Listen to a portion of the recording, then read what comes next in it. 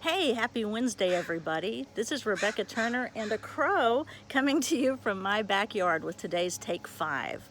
Today I'm going to share 5 important rules or tips to keep in mind when you're having a stressful discussion with someone else. Think of them as ground rules for how to make it go better. So today I'm going to share 5 tips, and tomorrow I'll finish out with the second 5 tips that go along with this list. So today, tips for good communication. Number 1 is to listen and understand that other person.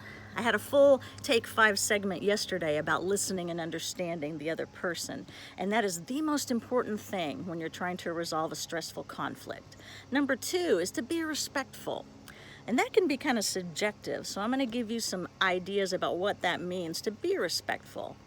No name calling, no swearing, no yelling or shouting or using the big booming voice. Don't interrupt them. If they're speaking, let them finish. Take the blame out of your comments. No, really, Crow. Take the blame out of your comments. It's not all that other person's fault. Don't criticize their personality. Don't label them as stupid or slow or whatever. Keep that out of the discussion. Don't insult them, mock them, or use sarcasm. I see that a lot in counseling, both mocking and sarcasm. Sarcasm is never helpful, and it's never as funny as the person says it is. So don't use that. Also, no silent treatment. That's also another passive-aggressive thing to do. If you say, sure, we can talk about that, and then you come in and you just sit there and don't participate, not helpful. Don't use the silent treatment.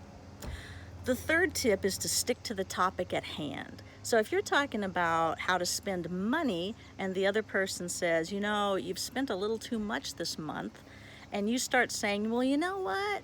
You're always gone and you never spend time with the kids and da-da-da-da-da, and you bring in everything they've done that you have against them, that's called kitchen sinking, and that is not helpful. So stick to the topic at hand. There will be a time to discuss those other things, but this is not that time. So we've got listen and understand, be respectful, stick to the topic at hand. The fourth is don't ever, ever, ever use absolutes.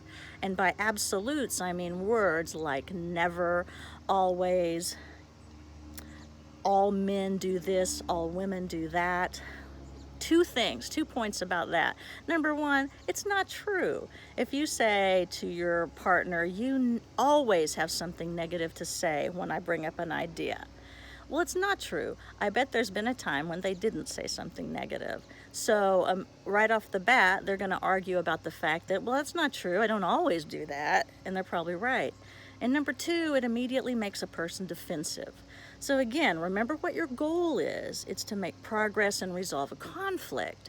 And if you use absolutes, you're not helping yourself to do that. So don't use absolutes. And then the 5th one is don't moralize your opinions. And by that, I mean, many of us hold opinions and ideas that we really believe strongly. So strongly that we tend to think that's the way it is. It becomes sort of like law in our minds. And when we approach people with a different opinion with that in mind, sometimes we'll immediately say that they are wrong because they hold a different view. That happens a lot in religious circles where we might interpret scripture one way and someone interprets it another way, and we believe it so firmly that it becomes law in our minds. So don't moralize your opinions. This comes into play in loading a dishwasher a lot of the times. It must be this way, and if the other person is doing the kitchen that day and they load it a different way, it can be like World War III because of the right way to load the dishwasher. Don't do that. So to review, job number 1 in good communication is to listen and understand the other person.